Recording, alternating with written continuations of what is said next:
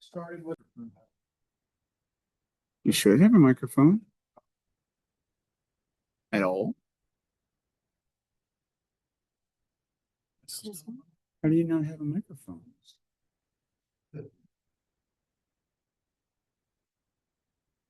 There's one back here. I stole his microphone. I'll share. We need to stop. We need to stop letting judicial in here. There's always something missing.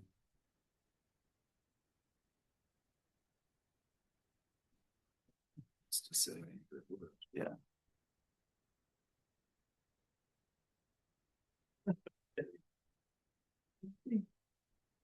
That's why it's unplugged. Okie dokie. Sorry about that. I can get you the handheld. You can do like open mic night. It might need a multiple rotation to make proper. Just there it goes. There it goes. Now it works. Loud and clear. Job, Greg.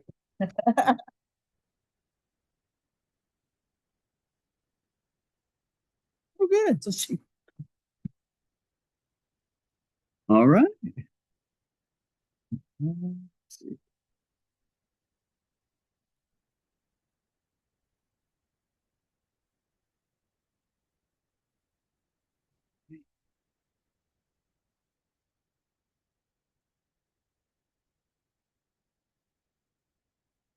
I will call to order the City of Mauldin regular city council meeting on Monday, March 16th, 2026 at approximately 7 p.m. in the evening. At the record reflect that all members of council are present and accounted for, along with our city administrators, clerk of council, and lady keep the call straight, Mr. Miller, from the assistant city administrator, Mr. Captain, and their department heads, and members of the public, and our police force. Appreciate you being back with us. Thank you, sir. Really? Oh, I would. I said, yes. So I can bring that. Okay. Please, this month, our invitation to pledge allegiance to Christ. If you would, please, thank you, Lord, for all the blessings that you give us in the country, in the state, in this great city. Help our leaders find wisdom and discernment in the challenges that we face. Keep our troops safe and bring a quick and decisive end to the Iranian conflict. It is your will, peace in the Middle East as well. Please grant this council wisdom and discernment to make the choices and actions that we need to make this day and moving forward. Amen. We say the pledge today.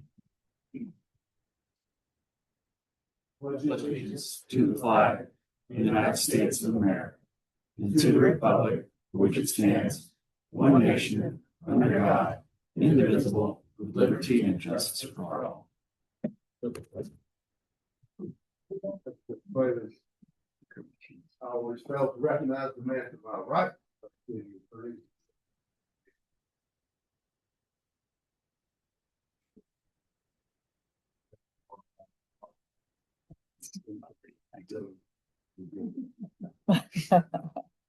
Right.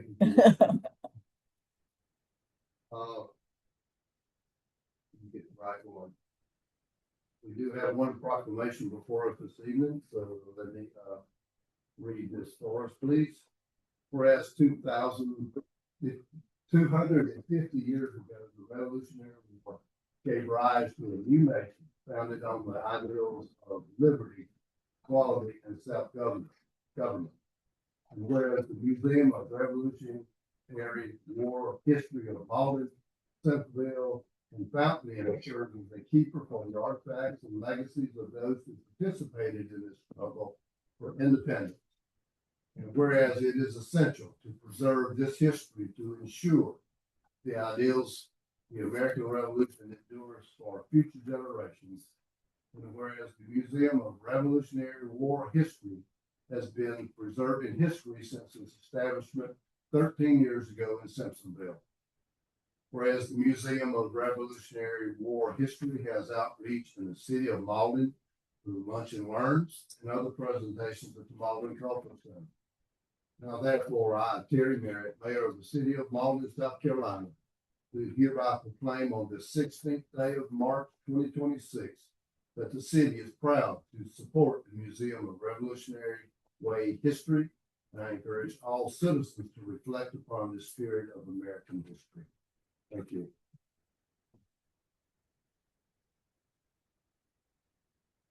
Next item on our agenda is our meeting approval of minutes of City Council meeting of February 16th, 2026, as well as the City Council budget workshop of March 5th, 2026. You had a chance to read these since last Thursday and Friday. Are there any corrections, adjustments, clarifications we would make to either one? Just we approve the minutes as submitted by unanimous consent. Thank you. Next item on our agenda is public comment. The first one would be for any items on the agenda. I do not see anyone signed up for items on the agenda. With that being said, we will then go put ourselves now into a public hearing from GCRA, and I'll ask the city administrator. Thanks, sir. Appreciate that. Tonight we have with us Program Manager Francisco Arnez from GCRA to do a public hearing for our annual budget. And so I'm actually going to turn this off and then get that to him. Let that normal and then pull this back up.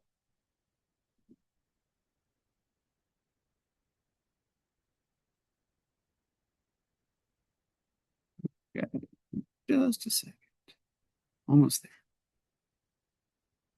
Okay, and let me do it this way. I will do it this way. Cool. And here, hit the play button, and then if you click forward, it should work. There you go. Easy peasy. Hey there, everybody. Numbers. The mothers have worked good here. It's a pleasure for me to be here. This is the first time I've presented at Mauldin City Council. My name is Francisco Arnez. I'm the Program Manager of the Greenville County Redevelopment Authority. I've been with the Redevelopment Authority since 2022. New to the Program Manager position.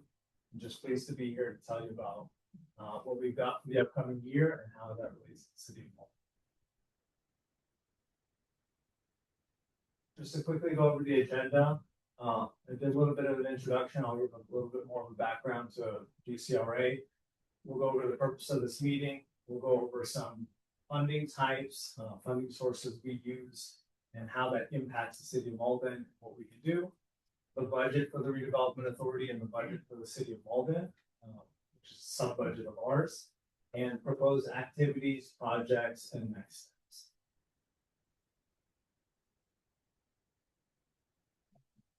So just to give a background of the Redevelopment Authority, the South Carolina Act 516 in 1969 gave Greenville County the ability to establish a redevelopment authority. And so this was for the purpose of redeveloping slums, blighted neighborhoods, purchasing land, building homes, tearing down homes, rebuilding them, improving infrastructure, providing for public service programs, things of that nature. And so the Redevelopment Authority was created in 1974, also around the time the Community Development Block Grant Program came out from the Federal Department of Housing and Urban Development. Since then, since going all the way back then, we've had a cooperative agreement with the city of Mauldin, which means every year Congress passes a budget for the Department of Housing and Urban Development. And then from that line item budget, they back into how much is allocated to Greenville County. And from that number, we back into what is allocated to the city of Mauldin based on population, number of overcrowded units, and poverty. We'll go over that later. So that's just a quick history lesson. There's a couple funding sources we use. One I mentioned. Another one is called Home Investment Partnership Program. This is used to construct new or rental units for sale. And thirdly, we have funding also for homelessness programs. And so some of these impact the city of Mauldin, and I'll go over how. As an organization, we provide funding for affordable housing and for public services within Greenville County and all the municipalities. We manage a rental portfolio renting to households, mainly seniors that are earning under 50% of area median income. Area median income for Greenville County as of last year was approximately 97,300 for a household of 4. So 80% is about 77.5. 50% of that is a little bit less than that, as you can imagine. We also provide public service programs, so we'll fund programs either through nonprofits or through local governments. Typically through local governments, that'll be senior programs or youth programs or other programs that target households who are earning under 80% of their area. Back to the purpose of the meeting, we'll go over the budget and we'll provide an opportunity for public comment and questions.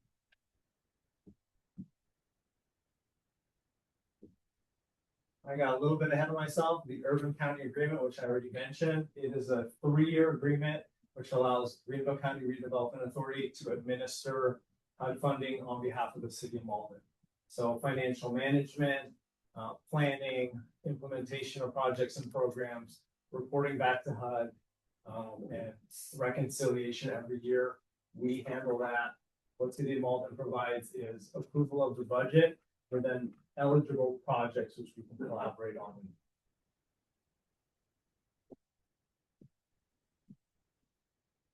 Every year we're doing an annual action plan, so you'll see us here once a year at City Council. We plan to meet with city managers and city staff more often to see what upcoming projects there are.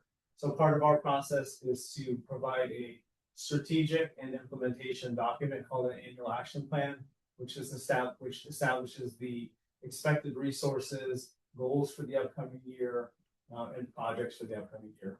And in that plan, we also allow for a 30-day public comment period. We put that document on the GCRA website in April.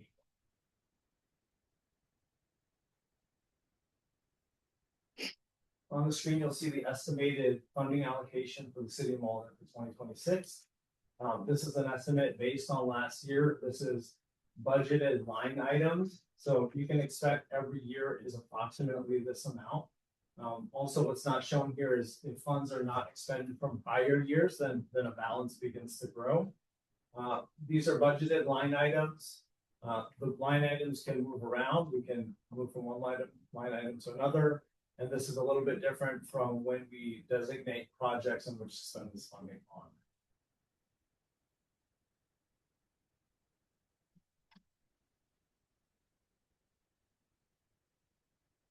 One of those funding sources I mentioned, community development block grant. As long as that funding is benefiting low to moderate income households, that's the primary eligibility criteria. And so what that can be used for is housing rehabilitation, public service programs such as programs for nonprofit organizations or city departments, and also public infrastructure and facility projects. What's not on here because there's other smaller categories: facade improvement programs, economic development loans or grants, demolition, acquisition. So a lot of things under this program other than the construction of new housing.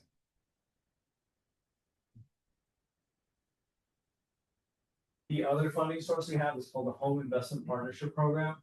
This is essentially for constructing new housing, either for sale or for rent. And so the main requirement for this is it's to benefit households earning under 80% area. Just to give some background on this, when we say affordable, we just mean affordable rent or mortgage given what somebody's income is. In reality, what this looks like, we try to target as a ballpark 30% of a person's gross income is considered an affordable housing payment. It's a little bit different if you're buying a house, as you all may know. Typically, they look at 36% housing ratio up to 50% of your debt as a total debt ratio. And so with for sale housing, it's a little bit more flexible. Just to give an idea of some numbers, So with a $250,000 home sales price and 5% down, that's about $12,500 down. That would result in a payment of about $1,800, including principal, interest, taxes, and insurance. You would need approximately $60,000 a year in income to support a payment like that and for it to be considered affordable. So that match it just so you can kind of see how much you need to earn, have an affordable payment, what that sales price for a house needs to be. And so just to put this into perspective, starting teacher salary in 2026 was approximately $50,000. In 2021, it was approximately $42,000. That's about a 20% increase. Police officers, as I could most recently tell, have a starting salary range of 45 to 62.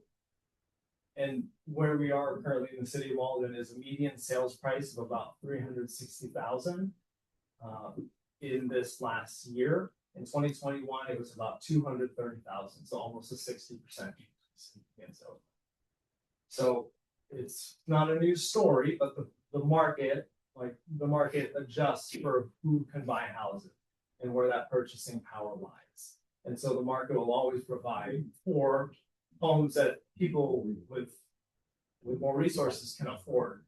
There's always going to be a shortage, always a downward pressure on the most affordable, lowest price homes. And those are also consumed by households who earn a little bit more, right? So there's always downward pressure, which makes, part of our mission pretty important as it can get people into a home ownership situation, build wealth, have something to leave to their kids, start a new family in at an affordable price. And so last I'll say about that, what we'll typically do if we're constructing a house for sale, it'll sell for the appraised value. And typically we don't want that to appraise too high, so perhaps 250. And then we'll provide a seller's equity or a gift of equity, which will act as a silent second mortgage, so that home buyer will take out a first mortgage for maybe 180 to 200,000, and therefore having a smaller payment, which would then facilitate more affordability given how much they make, right? So we'll play with those numbers a little bit. But that's how we achieve that. And then when it comes to units for rent, again, we'll typically target, we don't go any higher than 50, 60%, because once you start going above 60 to 80%, you're essentially at market rents. So that's not always the case in all communities, but in some, such as Mauldin and a lot of Greenville County, that's kind of where the numbers lie. So anything above 80, you're already at market rate. So there's really no benefit. It's a quick lesson on affordable housing. GC area housing programs.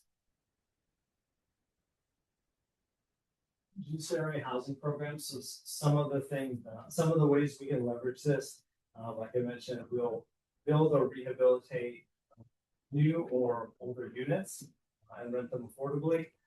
We will provide for first-time homebuyer down payment, closing cost assistance to an organization we work with called North Carolina, and that ranges from $5,000 up to $20,000 depending on what's needed for a down payment and for closing costs. We have an investor program for rental rehabilitation. So say you're an investor, you have a couple properties, you need $40,000 work to bring it up to perhaps bring it up to code. We can provide funding as long as they then rent it to someone who's earning under 80%.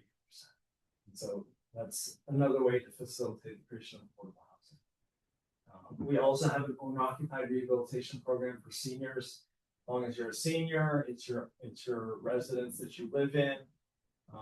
We will make it safe, warm, and dry, and ADA accessible if needed, and that's through bathroom modifications, new roof, new HVAC, ramps to get in and out.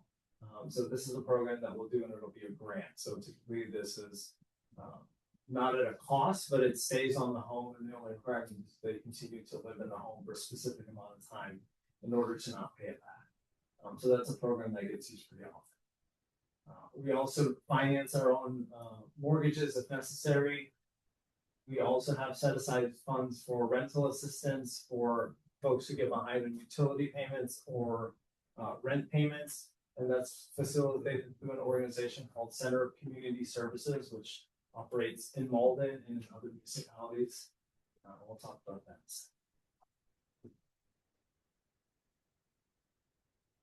past projects, we've done, I think, two big projects here in Mauldin, or at least for a part of them in the last couple of years.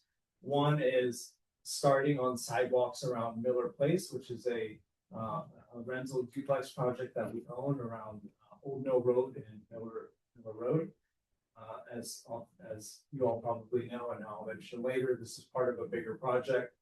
And another project that we're proud of and proud that we partnered with you all is the Mauldin Senior Center upfit with updated HVAC, roof, bathroom, elevator, and ADA ramps to get in there. As I mentioned, upcoming projects, Miller Road sidewalk project is still underway and about to begin on the ground as far as work happening. We are a part of that as we're on Miller Road around our Miller Road, our Miller duplex project. So we, working with the city manager, essentially figured out how can we play a part in supporting this project. So we were able to budget some funding aside in order to contribute to the project as it relates to what is around our development, which adds to the project at large. This number is a ballpark number. It's just a placeholder until we figure out exactly our contribution is going to be. But essentially that contribution is funding from prior years that is set aside for the city hall. So it's not like we're limiting in any way. It's essentially whatever it can cost to cover our section, we will be happy to do that. Some other subrecipients that we received applications for this upcoming year, as I mentioned, Center of Community Services, which provides rent and utility assistance, and the City of Mauldin senior and youth programs. We're always happy to support. With CDBG, essentially, if you're supporting a senior program, it's always eligible, and the same goes for youth. So we're working closely with City of Mauldin Parks and Rec to target what upcoming budgeted line items are, which we can help.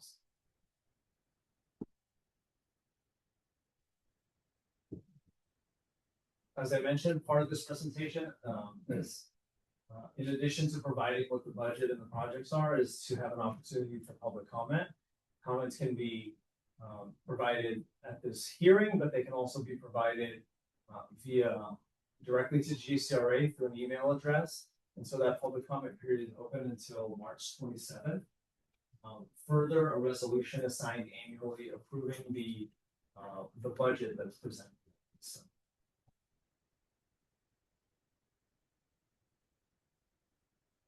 as I mentioned, phone number, email address, we're always happy to talk. And aside from just public comments, if there's any questions from the public or for anyone on council, I'd be happy to discuss them either here or you can reach out to us in our office. And I thank you for your time. Is there any comment? Questions? Thank you.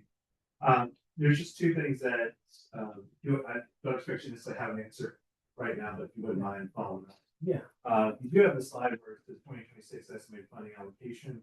I'd be curious how that allocation has been maintained over the last 3 or 4 years. Be much steady in terms of the buckets for public service infrastructure, new construction, this division. So that's one. And the other question, of course, I have a daughter who's getting ready to go to college. I'm curious, like, what percentage of young adults who are maybe 1 to 5 years or 10 years removed from college or from high school are taking advantage of some of the services that you have, particularly if they're, I don't know, becoming a teacher. So I don't have the data on well, I can't answer it. I'd be happy to speak on it. Yeah. So for the down payment assistance program, it goes up quick, right? So we're funding it more and more every year. I'm not sure how it breaks out into like occupations, but it's a good question and I'll look into that and I'll get back to you. Appreciate it. Thank you. As far as the budgeted line items, those are placeholders that we set forth as a recommendation, but we move them around as projects come up. So they're really flexible. Cool. Thank you. Thank you. Thanks. The gentleman back here got a comment. You were talking about infrastructure, you were working around Miller Rumble and Old Mill Road. I live on the corner of J. Crest and Old Mill. And I live on the 200 block. And the reason I'm down here is to ask the city about putting some speed bumps in. And they're currently doing work, they did some work in the cul-de-sac. And it's not, they'll be doing it. I heard, understand they're going to do the same thing with that 200 block of shade. So my question is, since you was talking about infrastructure, how about put 2 speed bumps in on that block? You know, trying to slow the traffic down. There's a lot of kids in the neighborhood. Sure, I do have a big my neighbor. Yeah, I was petitioning together, and they all signed, well, not everybody signed off, but I think it would help protect kids.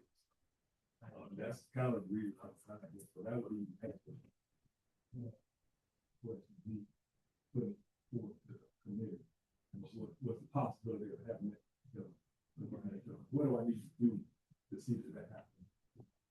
Mr. Mays, I believe that would be better directed to council in the second public comment period. Okay. Then if we do approve something like that, then I'm real sure we'll come up with a good way to ask. And it's how to fund it. Listen, I didn't want to get away. We're not gonna give away.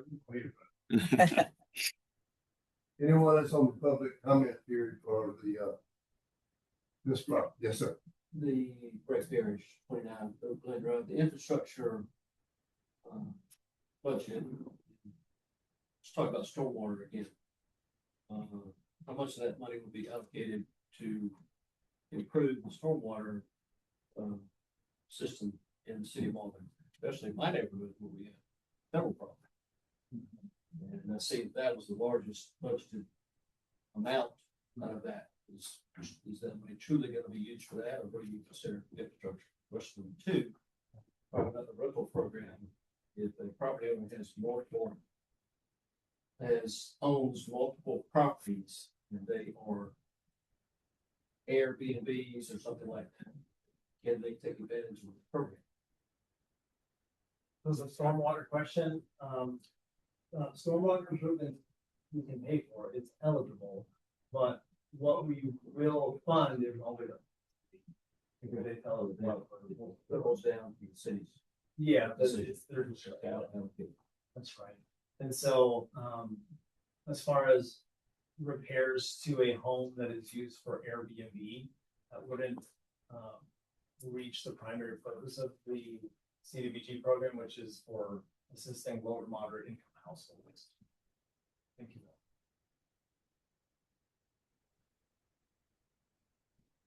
Any other comment, question?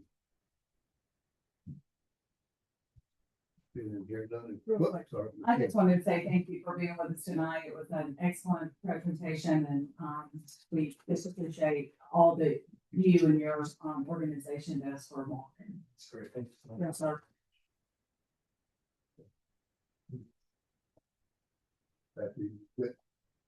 Yes, sir. We'll take up the resolution later on in the agenda. Sir. Thanks, Francisco. 7:29, the public hearing closed.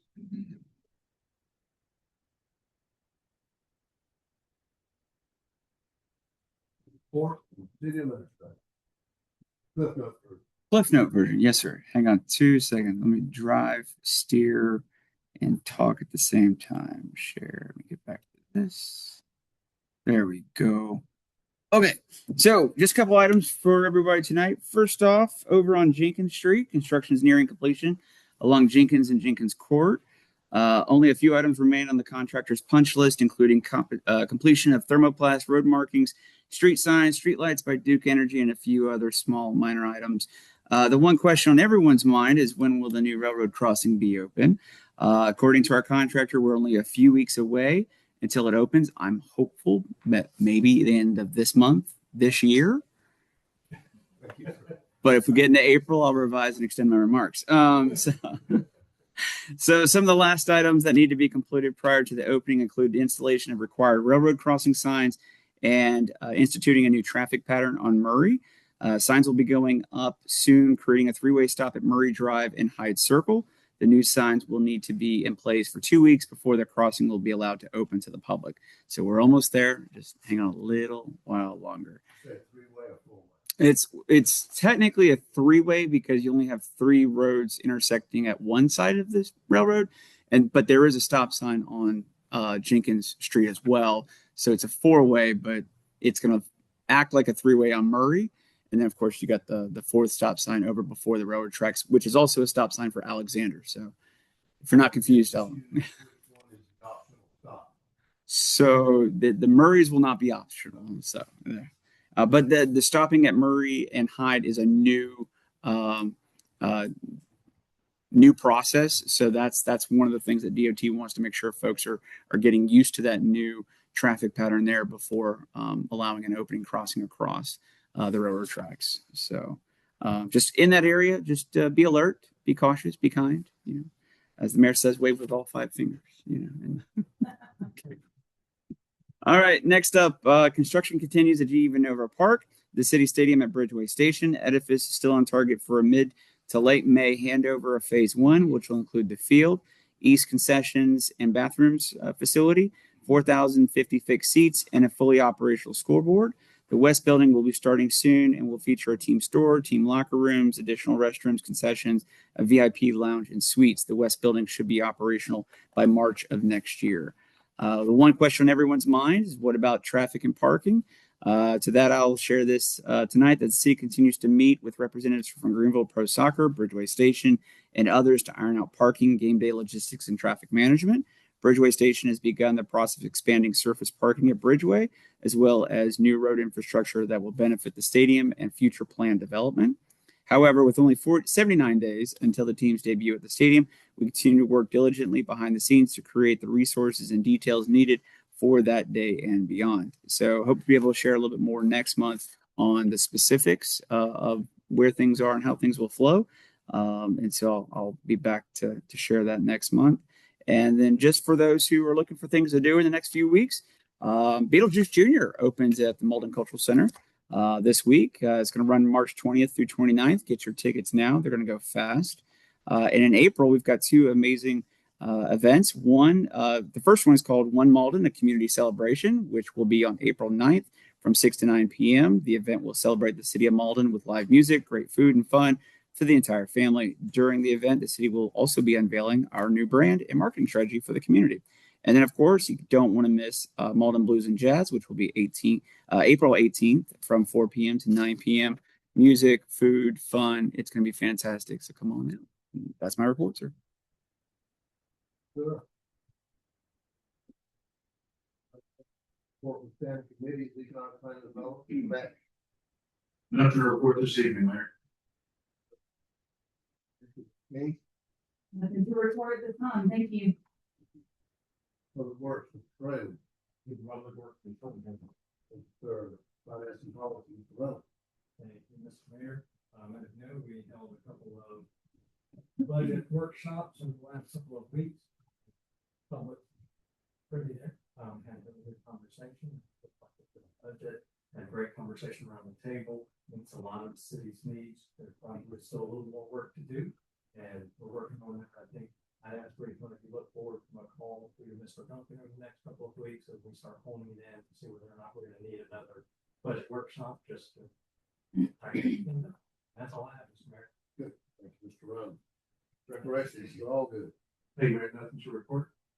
sir, business development, Thank you, Mayor. Just want to take a second to recognize Mr. Gearhog and his department and their hard work. We had our annual reports and committee meetings 2 weeks ago, and we continue to see, just like just about everyone else, solid record growth.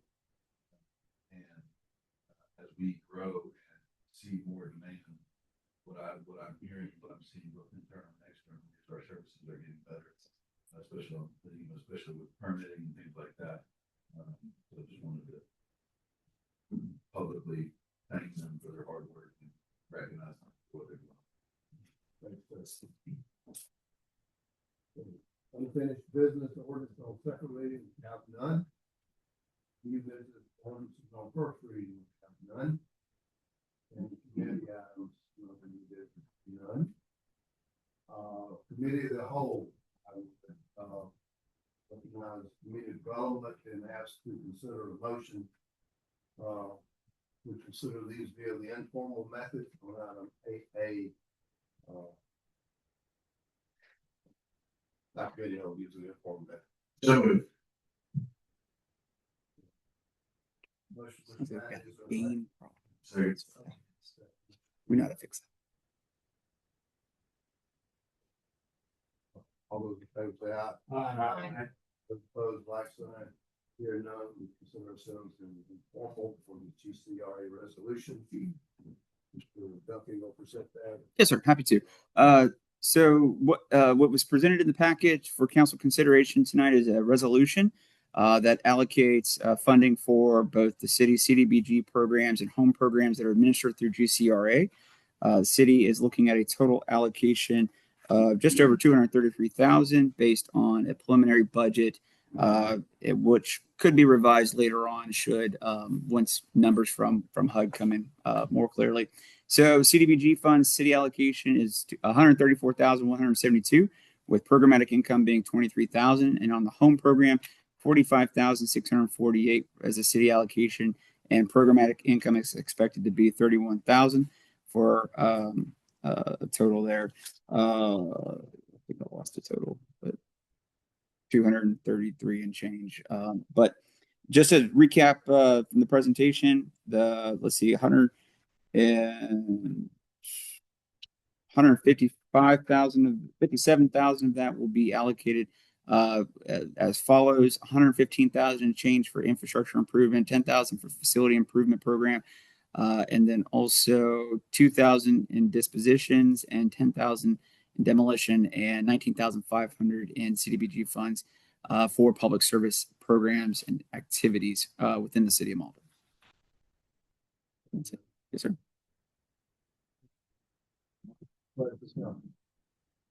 Mayor, move we adopt a resolution allocating Greenville County CDBG and home fund for program year 2026. Matt, is there a second? Second. Mr. Rowe. Any discussion? Here none, all those in favor say aye. Aye. Opposed, like sign. Here none, motion carries unanimous. Next item before us is resolution on finance. I would ask the finance chair to consider a motion of 8B by committee of the whole using the informal method. So moved.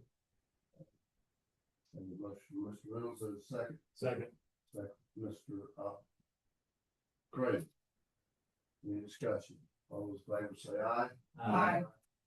Those opposed, like sign. Here none, we're considering item 8B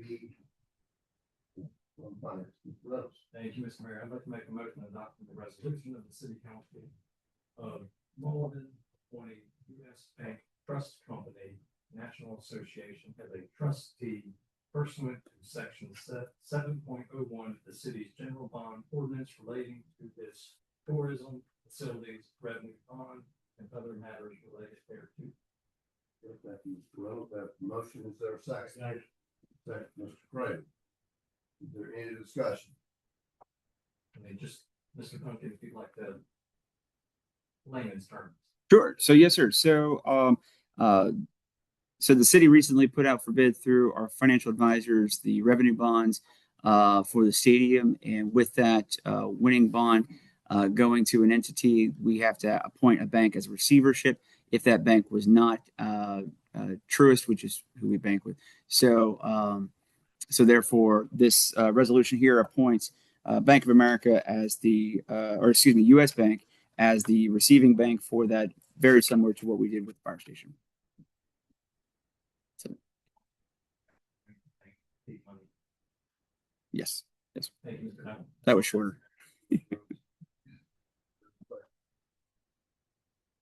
have a motion to appoint U.S. Bank trustee, as stated by Mr. Reynolds. Say aye. Aye. Those opposed, like sign. Hearing none, it's up to carry unanimous. Next item before us is public comments on non-agenda items. The first item, first person on the list, Mr. Mays, if you would turn to the podium and be sure to bring up, state your name and address. Right.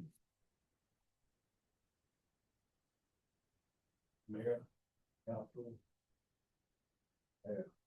My name is Robert Mays. I live at 200 J. Drive in Mauldin. Been for about 34 years. And, tired on me, so I'm leaving. And the reason for me being here today was to, ask the city council about, possibly putting a speed bump on Edgecliff Drive with 200 block. Because there's a blind spot on portions of the street, and in the past, people have been speeding coming through there. And my concern is there's kids out playing. I don't want to wait till something happens before we try to do something. Yeah. I'm asking you guys, instead of putting some speed bump out there, you have people working, doing the cul-de-sac that's, but anyway, that's cul-de-sac that comes out of my driveway. They just dug that up and they're gonna repave, resurface it. So, and I'm assuming they're gonna do the same thing on the 200 block. I say already, sprayed the cracks and everything. So I'm like, if they're gonna do that, why not put speed bumps in whatever? Thanks, sir. I think we have a process for that, and I will be sure Mr. Duncan has your contact information. I did go to, came down here and got some public works. Called Public Works twice. I had not got an answer. So I'm throwing them under the bus. That's not, they've been there before. What I'm doing. Did go to them, they sent me information. To this day, been a little over 2 weeks, and I have not gotten up to where I have to pay 2 calls to the Public Works and supervisory responders. I'm telling them I will put them on top, or you under the bus, and you don't do. Well, following the procedures and stuff to get done, but you got to respond back to them. You will get a response back, Mr. Duncan. And, please, they'll probably go to public safety. Goes through the police department. That might be- That's okay. We'll straighten that. Okay. So, give him my information. Yeah, if you give him contact information, we have the address. Maybe give him. Yeah, just fine. Okay. Ready to copy? Oh, sure. If you want to go. 64 Yes, sir. 525 7145. All right. Leave a message. If I don't answer because I have phone blocked from calling up. No problem. We'll take care of it. Yes.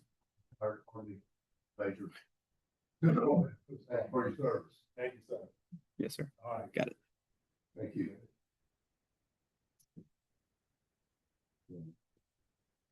I'm going to say Mr. Perry before here. Please sir, come up, state your name and address. Rick Parrish, 29 Oakland Drive. I want to piggyback on Mr. Payne's comments about speed bumps real quick. With 29 Oakland Drive in the Oak Forest subdivision part of Pine Forest Phase 2. Anyway, there's speed bumps along Clearfield, Mapleton, and Lanewood. Nothing on the Oakland Drive street. Primarily because Lanewood, Mapleton, and Clearfield are through streets that go between Miller and Forester Drive. However, we still have our share of speeders on you that come up and down our street and I live on. So we could possibly add that. Plus, old section of Pine Forest, Ashwood, some of those 6 streets too. I'm pretty sure those do not have speed bumps either. So it was just those 3 streets in both phases of the subdivision that have speed bumps. I would consider expanding that and doing the whole neighborhood. Okay.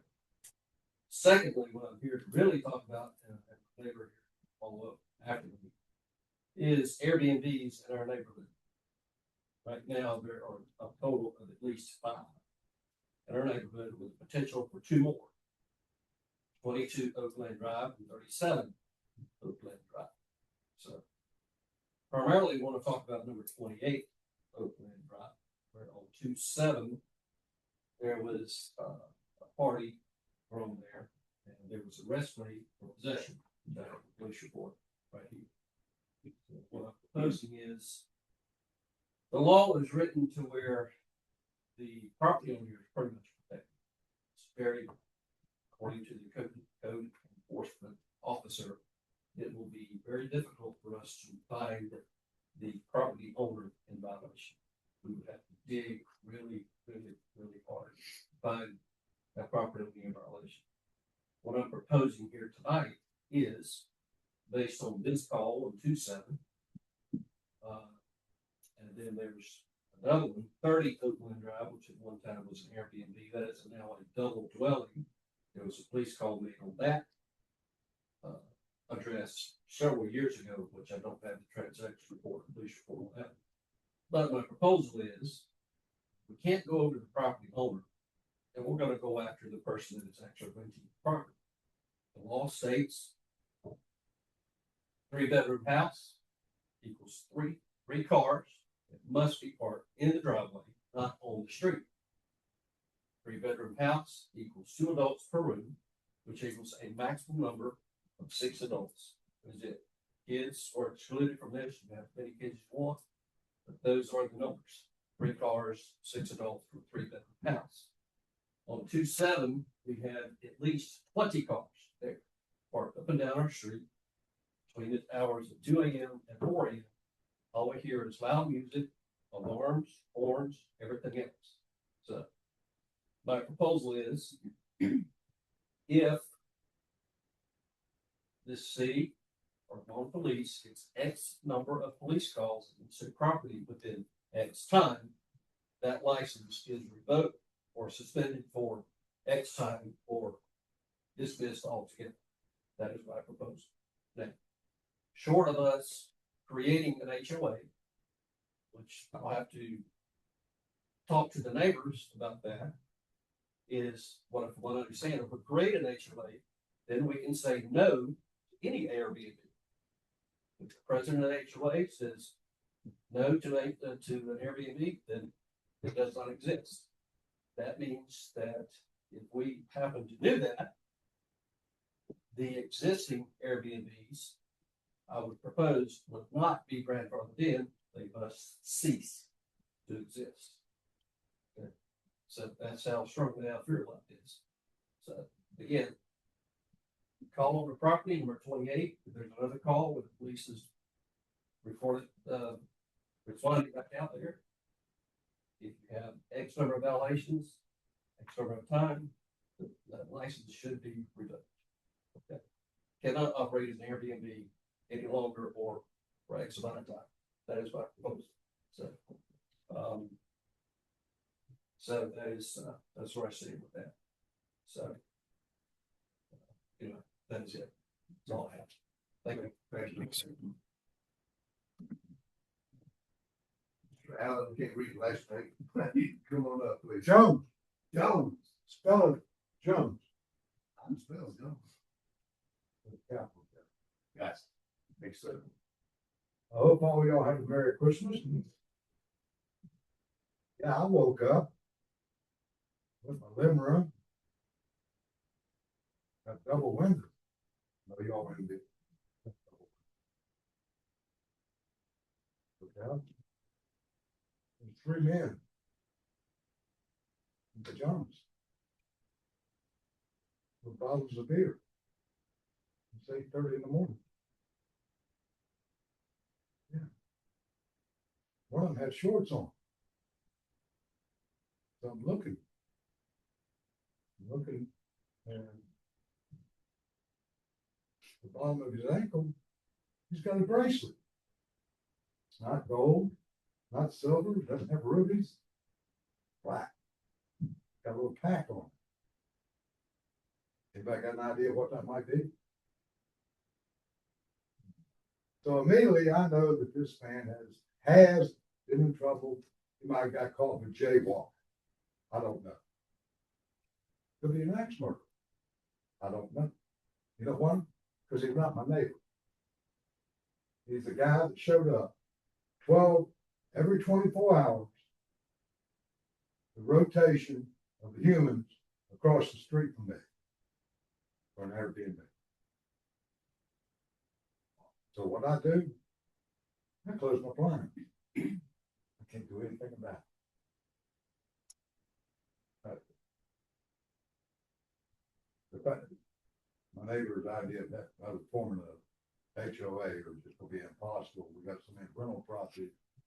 Those landlords are not gonna join the homeowners, so that's out.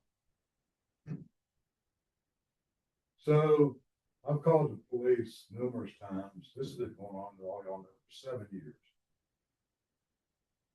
So I come down here and I talk to the code enforcement fellow, and I refer to him to that because I don't remember what his name was. Not wrong. He was a nice young man. So I said, in the ordinances, 3 violations, they lose their license for a year. It's already there, it's established. Problem is, you can't get a violation. Who writes? When do they write? How is it conducted? The police show up, they make an incident report, goes into the file cabinet. Nobody else knows. There's no mechanism to hold the Airbnb owner responsible for the violation. The police officer says he can't write a ticket to the 16 cars parked on the street.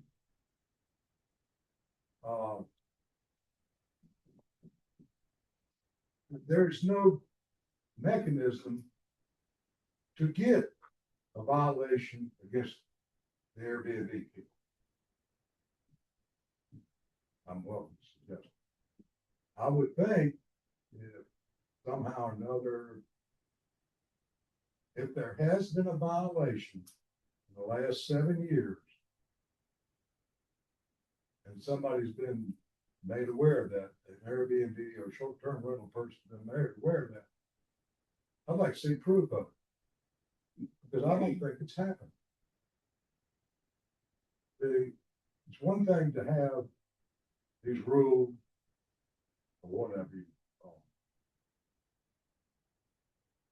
them, but if they're not enforceable, well, you need to have them. And also, about 2 years ago, I come down here because a former Airbnb, number 30 Oak Glen Drive, is being converted to 2 apartments. Our subdivision is a single resident home. I don't know how he's allowed to have 2 apartments. They're separate. There's one on the top, one on the bottom, separate entrances.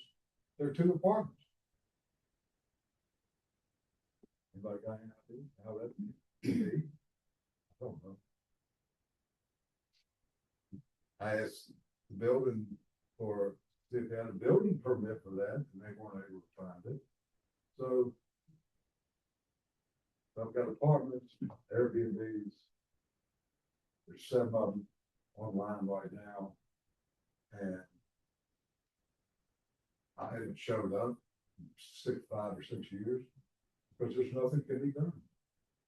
If there's 15 cars out there or whatever, nobody wants a ticket. Nobody gets informed. There's no follow through. I'm open to suggestions.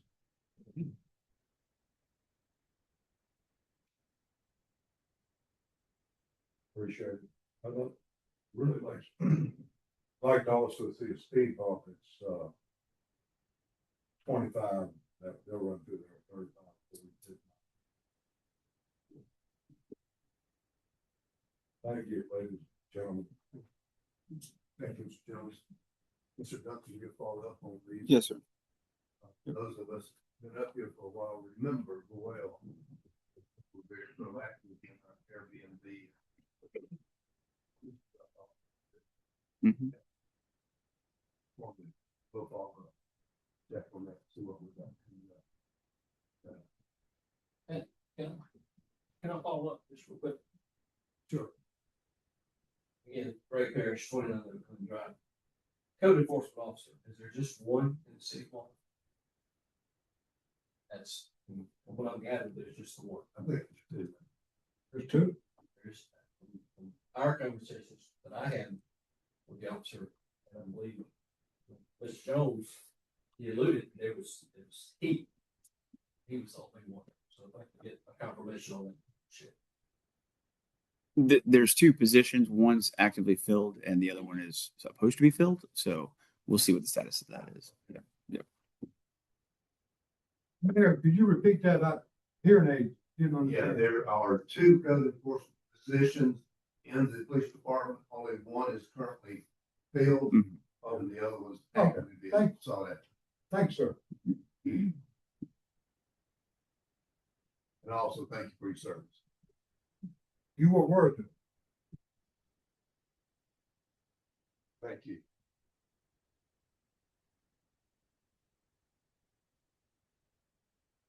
All right, that closes our public comment period, for national council concerns. Mr. Rose. Thank you, Mr. Mayor. Not really concerned so much as comment on what was just discussed. I think to your point, lots of us were on here trying to get in front of the Airbnb,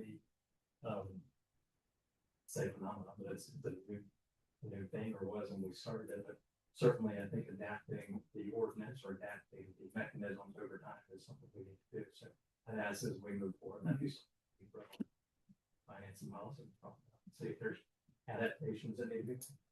That's all I have, Mr. Mayor. Thanks, sir. Anyone else? Mr. Graham.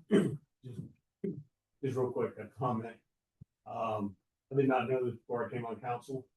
You're asking for speed humps, not speed bumps. So evidently there's a difference. I don't know what it is, but I'm told every time it's a speed hump. So I'm telling everyone know. Synthetic versus tar, asphalt. I think it has to do with that. It's the such and everything else. Who knows? I just so if you hear a hump, We'll take you to throw it one. around. You'll take it. Totally understand. Thanks. All right. Anyone else? Didn't hear none. Next item on the agenda is a call for executive session. Community development. Randy? Thank you, Mayor. I move that we enter executive session, to consider proposed contractual arrangements related to the stadium and Bridgeway Station and the receipt of legal advice on matters covered by the attorney-client privilege related to regulations on public property, both under 30-4-78. Have a motion to go back. Second. Right. Any discussion? Hearing none, all those in favor of the executive session say aye. Aye. Those opposed, like sign. Hearing none, we will adjourn. I've adjourned, we will. Second session, 7:58 p.m.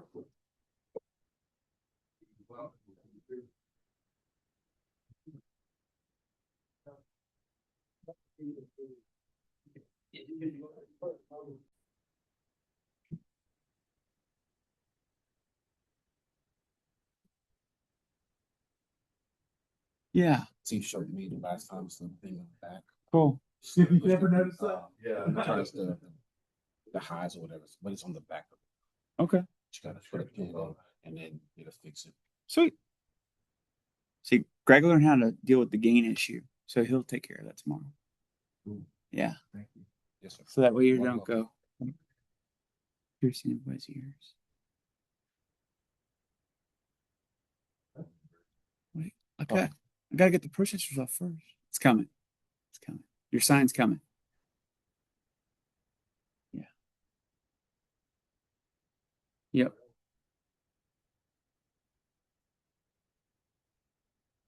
Yeah.